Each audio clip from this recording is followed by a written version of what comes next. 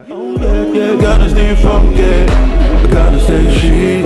I be everything that you know you can be.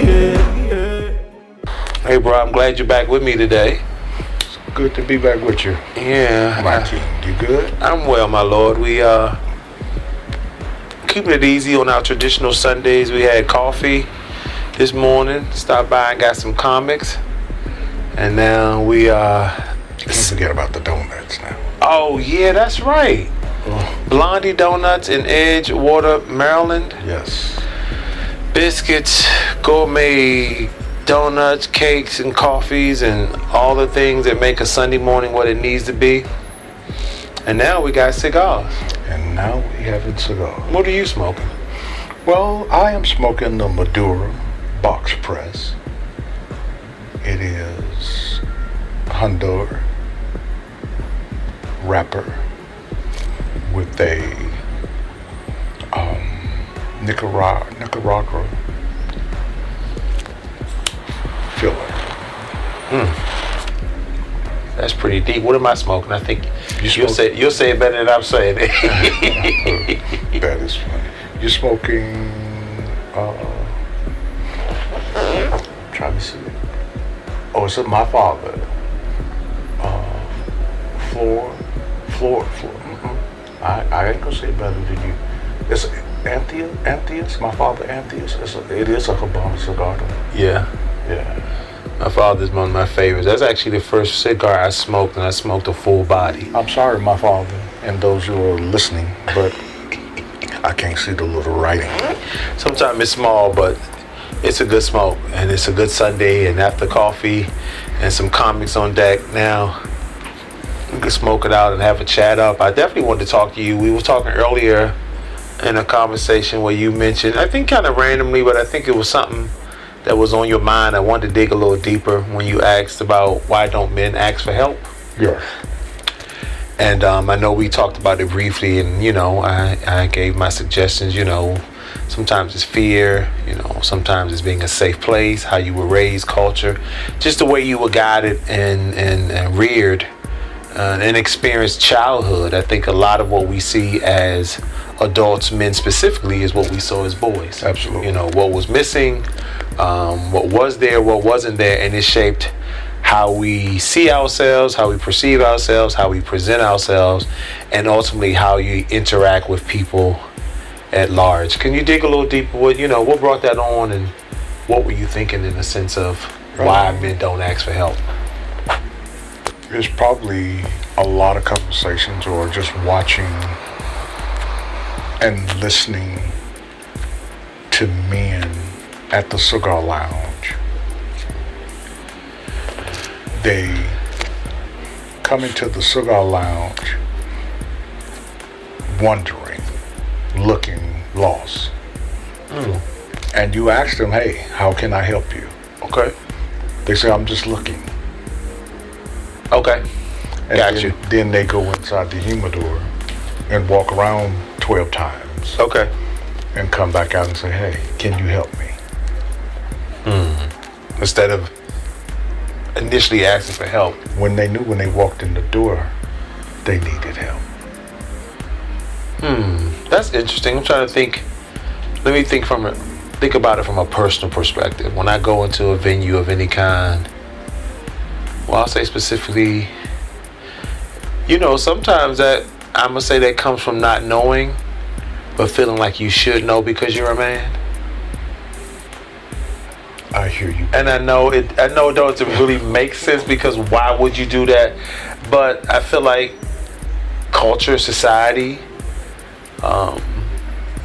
positions us in a posture of awareness, covering, accountability, responsibility, not only for ourselves, but ultimately for families, and families equate to communities, associations, any gathering place, any personal bonds, emotional or romantic, or in leadership as men. In our leading, we should always know, because we're responsible and expected to be in charge. I know that may be more than not. But I think that's something we carry with us. So I go in, and let me say, when I first started smoking, I leaned on other people who were smokers. And even you, I lean on you now. And sometimes I will smoke something and not be fully aware of the brand, the history behind the brand. But what I do is trust you. I trust your suggestions because of your experience. So you know I like a full body cigar. Right. So if you suggest something, you'll suggest it. Even if it's mild, it's still a good smoke that you suggest. So I rest in that. Yes. It's not until later I say, oh, this is a so-and-so and so-and-so. But I'm not afraid not to know. Okay. Like, I'm not afraid if it's not your company, if it's somebody else, or if it's somebody at the store, I'll ask. I'll start off like a full-bodied, this is what I prefer. You know, I definitely usually like house blends and sticks that they may have, and I'm open for the high ends, but I'm going after an experience. And so the experience for me is not what it costs, who's smoking it, who's talking about it. It's my experience. So if it's a great cigar and it was $2, then it was a great cigar. Absolutely. And I saved 10 or 12. Right.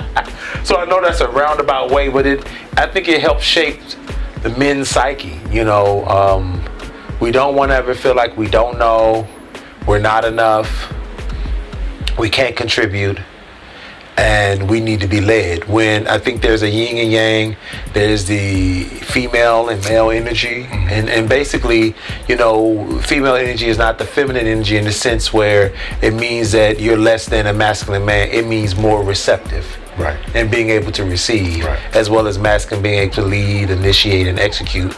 And there's a balance that we have in us that we need to work on developing so that we don't feel, you know, less than or insufficient or, you know, ill prepared or fish out of water. Right. As you was talking, my mind went back to my childhood when I used to ride in the car with my uncle. And he be lost as all get out. This is before GPS. And he would say, a man is never lost. Okay.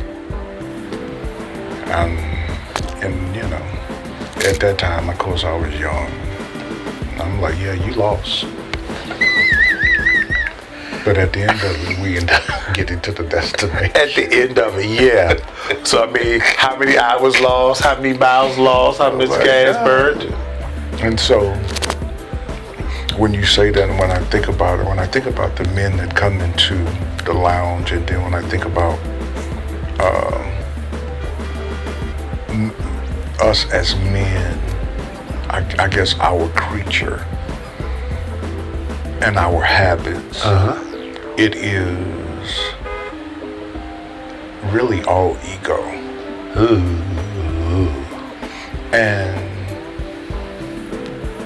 I don't know if you have to be mature enough or the need has to be great enough for you to put your ego down to ask for help. Wow. Because Maybe a little bit of both. Maybe just both. And so when I equate it to men coming into the cigar lounge, it's because it ain't a cigar for them. It's a cigar for somebody else that they want to surprise. And they want to give it to them. Or maybe it is for them. And they don't want to leave out with the wrong thing. Which is almost counterintuitive, because if you don't know what you're looking for, it's like uncle. You know, men don't get lost. Okay, so in that whole dynamic, for me, the smart part about it is I don't know where I'm going. I may be intuitive, but I don't know where I'm going. So the best way for me not to get lost is to ask. Or to keep going. Until you figure it out? Until you figure it out. That means Or you just pulled up to the gas station. Say, man, what's the name? Where's so-and-so? It's like, I thought you weren't lost. And I just need help. You know, it's like, why you didn't get that from the beginning? But again, you know, I don't know. But I think you learn. I think you said something key. You know, you learn it over time. And life gets to a place where it's hard enough or situation is tough enough where you've got to learn how to ask and be okay with having to ask. But I think what happens is, in men, It's how we perceive ourselves when we need to ask. That we failed, we're incapable, we don't have enough, we don't have the resources, we're not smart enough, we're not exposed, we should know the things we don't know. Right. But why? Why are we plagued with that? I don't know. It's like this happened the other day. This gentleman, now you can pay for stuff with tap, right? Yeah. You can tap or you can insert your credit card. And so the bank that he was with, or the credit union that he was with, they told him that they not investing in tap on their credit cards, but you can put the credit card on your phone and use it like that to tap. Okay. And this gentleman, he was an older gentleman, he said, well, I'm old school. I don't trust all that. But he would take the time, so we had to, they had to strip. He had to swipe the card, and the stripe with the strap with the, what is it? The stripe on the card, yeah. Didn't work. Then he inserted it. It didn't say go back to swiping. And so he had to do this song and dance before the credit card to register. And I say, sir, not to get in your business, I say, but so you want, I said, do you do this at all merchants when you go buy something? He said, yeah. He said, but I'm okay with it. I said, wow. I said, well, if next time you come here, let's just think about it. I said, I'll help you put it on your phone. Okay. And I helped another gentleman put his credit cards in his wallet on his phone. Okay. And he said, man, this easy. This has helped me so much. And it is those cases where when men do ask for help, and when they do ask for help, they are appreciative. And then some say, I should have just did this first. Yeah. And so that's why I take it to the place of ego, and it's just always interesting that if my position is to help you, and the only way that I can help you is that you ask for help, or if I volunteer myself and be in your space and push the issue, hey man, I'm here to serve you, how can I help you? And just be in there with them and don't say nothing, or just say, hey, if you need help, I'm here. And for me, I look at it for a lot of different angles, for a lot of different lessons in the behavior of us. And you got some men, they know what they want. Yeah. Yeah. Or they want to, and because a lot of men, we're creatures of habits, they'll say, hey, let me try something new. What you got new? Okay. What you think about it? Have you tried it? And so that's what really got me on the journey of why we don't ask for help. And so that's just, on a social level, but even in our personal, and I'll start with me. It was a time that, and I guess that's how God has created us, that I always want to fix it. I still got a lot of that in me now. But I want to fix it for somebody else. But, I need fixing myself. And so, okay, I've heard this saying, and I think I read this a long time ago, it's hard for the man to heal the world when he not healed himself. Absolutely. And so, absolutely, in doing the work and needing work, it's when I see us as men that need help, it's like the insecurities are screaming. Yes. Because it magnifies itself out some other kind of way. Yes. Like I say, when they come in the door, they wondering, they looking, Yes. like, why is this right now? Why is it not right in front of me? you know. And so when I take and I meditate or think about the things that I need maturing or developing, or I don't know the right word, but help.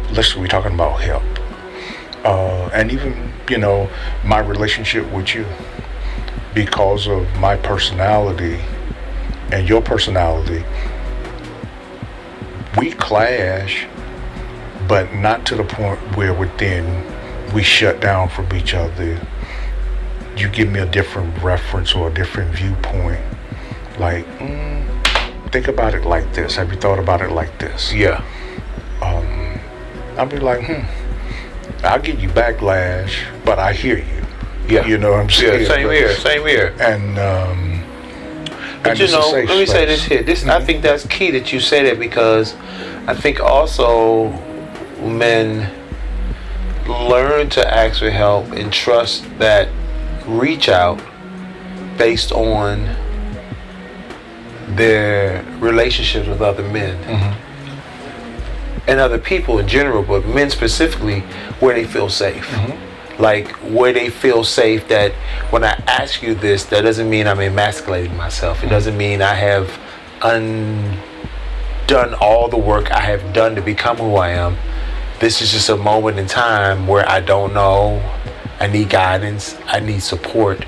And a lot of times we internalize that, because again, we're supposed to know. And I think the value in knowing is not that we're supposed just to know without any experience, any foresight. I think the power and the strength of masculinity is that what we don't know, we obtain and acquire the knowledge through whatever means, whether teaching, coaching, learning, mentor, whatever the guidance may be, and then we apply that, and from that becomes wisdom, and we step forward into it and let it show up in our lives and express it to other people. But the challenge is, if you got men who are all so proud and egotistical and not willing to break down and be sensitive, to be transparent and vulnerable, not weak, but just open for developing and for elevation, you'll never know that there's a need, because you're too proud to say one. You know, you're braggadocious about things, because you'll have people at different stages in life. You know, they'll be in the career of their life, their dream job, you know, making the money they want to make, you know, living in the house, owning a car, but there is still something about who they are that needs help. Yeah. You know, we're never without it. So those perspectives are different. So you may find somebody who's more accomplished, and they're thinking, what can I learn from someone who isn't accomplished? Right. It's a myriad of angles to look at it, and the different dynamics and people's culture, who they are as a man, what they've experienced as a boy. Because I believe that's really what we're contending with. We're contending with the little boy. Yeah, absolutely. We're always contending with that experience that brought us into this world, that shaped us, our thinking, our philosophies, our tempers, our temperament, should I say, more importantly, our approach to life, our approach to love and romance, our approach to careers, social interaction, things like that help shape us. And, you know, we talk about being in the cigar lounge, just like now the second coming of barbershops. Right. You know, because there's a lot that goes on in there. There's a lot that happens. People come and present the them they want you to see, opposed to always just being, you know, the full strength version of themselves everywhere. I would say, from a personal point of view, it comes from living. It comes from experiencing. It comes from finding help that is helpful, which reinforces your ability to be confident and have courage to ask people for help. If you're always asking somebody who lets you down, who can't help, who promises to help, then you shut down. Right. And I think, not mean to cut you off. That's sure. in adulthood. Yeah. So and I have to say it this way. I just had a whole vision of the root of why we don't. Okay. Can I share? Sure. And this is a Charlesism. As long as we can stay funky and chic with it, I mean. Hey, here we are. As a child, as a little boy, when you are outside playing, you don't know anything to do but play. Okay. And when conflict arises with your playmate, you don't know that it's not okay. Okay. And so now you have this whole thing in the community or the neighborhood that makes it be a whole nother thing, where within we don't go to our parents and tell our parents, hey, I just got in a fight with John boy. And the parent go to the next parent and we come together in the community and have a conversation. Okay. And growing up, if I got in a fight with somebody in the community, my mom will come outside. She will whoop me. Oh, wow. Or smack me every time that person hit me if I don't hit them back. Okay. That's what growing up was. Okay. And So how did you carry that forward into adulthood? I don't like conflict Because of that? because of that. Got you. And so to stay away from it, Got you. Got you. I just stay away from it. Yeah. But the unfortunate part about it is, as you get older, you understand disagreements and conflicts can lead to a more healed adult relationship And and can resolve matters, but it is that corridor of conflict that nobody wants to be in. Right. Like just a hint of it. And I hear you, and I you know, and I totally identify with you on that. I totally, and I'm gonna say this.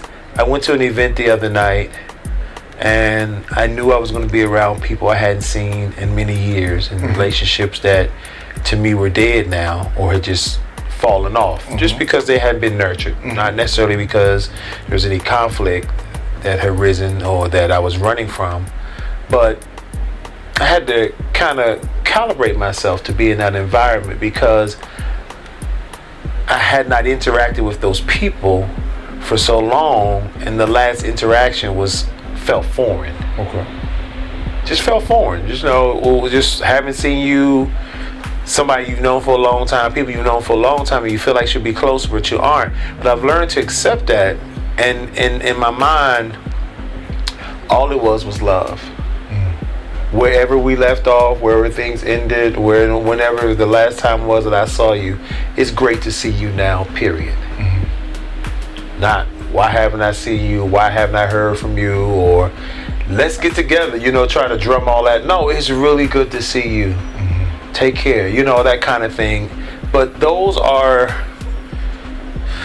adulting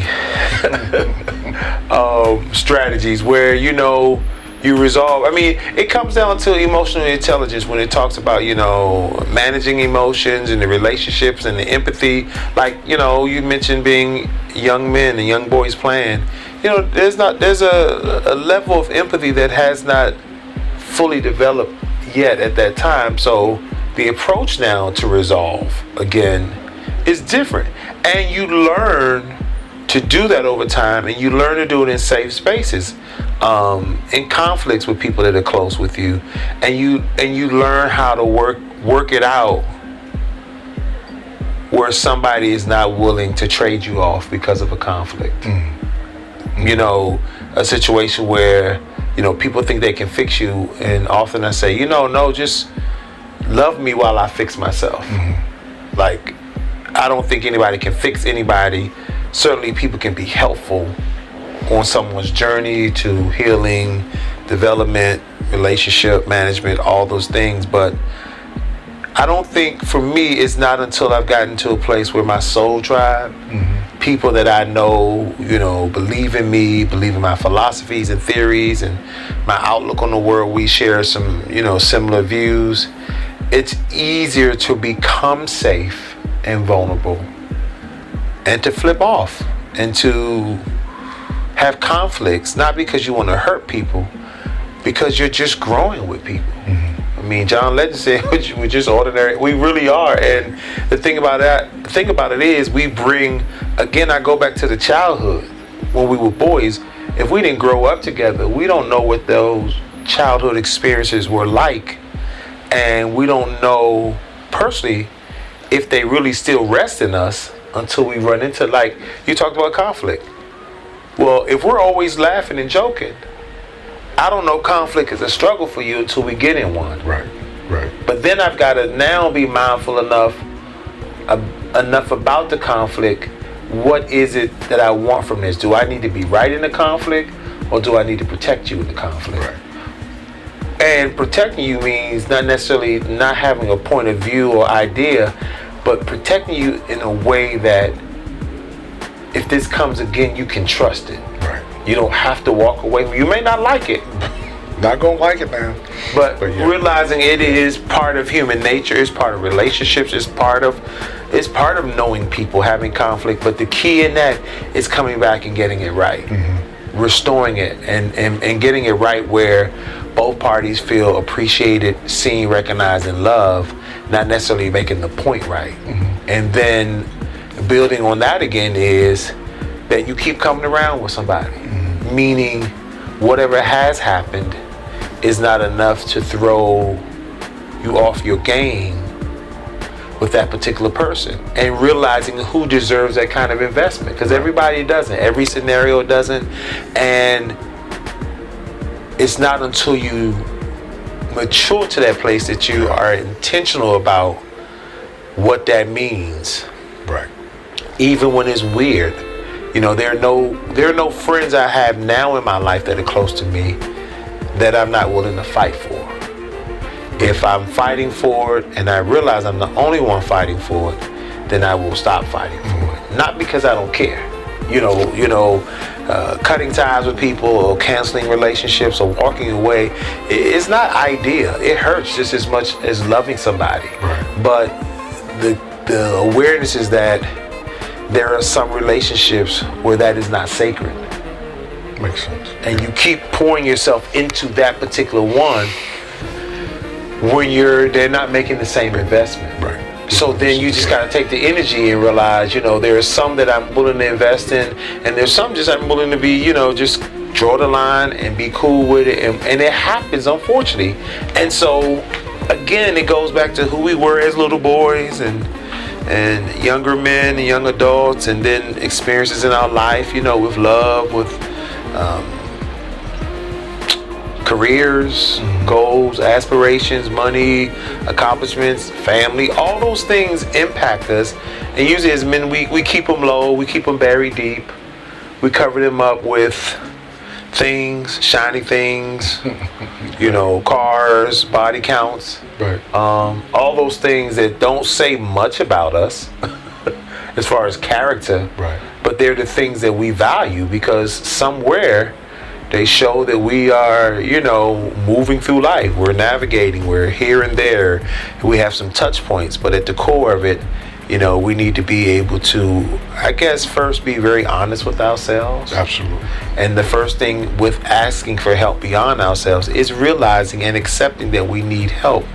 But accepting that we need help isn't accepting that we're weak or we're without or we're less than. It is just a place where I need help. I need guidance. I need insight. I need direction. I need training. I need coaching. I need some more patience. I need you to understand me differently. And we can only do that when we recognize the need is great enough. Right. But I think also that it's okay. That part. And that there are people who will give us what we ask for. Because that's all we're looking for. That little boy is looking for the affirmation somewhere that he lost along the way. And as an adult, now he's more in control of things.